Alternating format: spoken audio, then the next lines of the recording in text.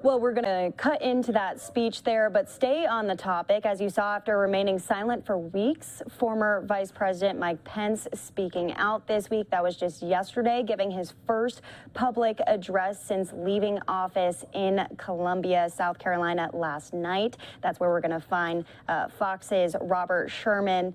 Robert, what do you have for us tonight? Well, that speech was pretty highly anticipated last night from the former vice president. As you said, it was his first public address since leaving office back in January, and it's causing a lot of people to wonder, is this a sign of the future, and could the former vice president be eyeing a potential run for the White House in 2024? South Carolina is important. Let's all keep in mind that this is one of the first states when it comes to primary and caucus season, and the organization that he spoke in front of last night, the Palmetto Family Council, a Christian organization here in South Carolina. We saw much of his speech focus around the idea of faith last night and the importance of faith being a central component of the Republican Party and politics in America going forward. That's what the former vice president spoke about, while also speaking of better days and more hope for the future here in this country. He also did take some time in order to go after the Biden administration, their first 100 days. He did not hold back on that front. Take a listen. In just 100 days, the Biden-Harris administration has launched an avalanche of liberal policies that threaten to derail all the progress that we made for a safer, more prosperous, more secure America. And the former vice president is not alone in his potential eyeing of a 2024 run. We've seen quite a bit of activity from members of the Republican Party. We saw back in March, former Secretary of State Mike Pompeo was in Iowa. We also saw Florida Senator Rick Scott and South Carolina Senator Tim Scott in Iowa earlier this month. Up in June, Iowa continues to be busy. We're going to see Arkansas Senator Tom Cotton up that way. Former ambassador to the UN Nikki Haley will be in Iowa. But, of course, the big one, former President Trump says that he is 100% considering a run for the White House in 2024. We are still in calendar year 2021 Daytona, but it is going to be interesting as we march closer and closer towards November of that election year. Back to you.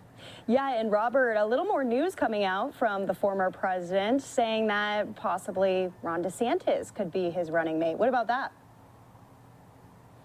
Well, as it so happens, we know that the Florida governor is supposed to be making an appearance in Pennsylvania this upcoming month of May. That is a name that has been tossed around. You go back to that CPAC conference that was in Orlando, an organization coming together of many conservatives from around the country.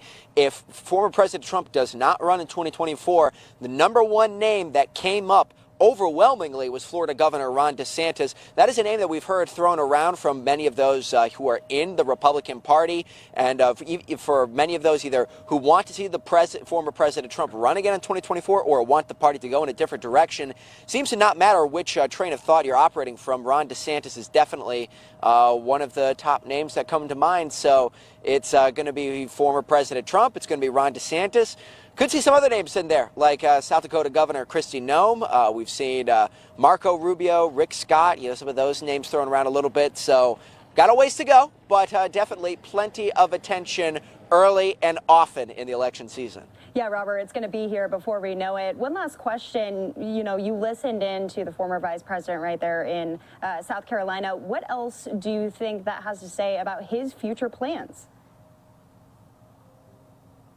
Well, of course, you obviously don't work for the Pence team, so you can't speak to exactly what he has in his long-term plan. What I do know is that speaking to people who are on the ground there was this anticipation from the folks who were at that event that they wanted to hear Mike Pence, not a large figure in the Republican Party, but Mike Pence specifically speak. They were looking to hear from someone who is more of the mind that faith and Christianity should be at the center of the Republican Party. That's what they were hoping to hear last night, and that is what they've heard. Now, that is not, shall we say, ubiquitous throughout the entirety of the Republican Party. There is the populist wing of the Republican Party Party that is much more focused on results, which is much more focused on fighting the Biden administration. And let's not underscore that is not, to say that is a minority of the Republican Party. That is a very vibrant portion of the Republican Party.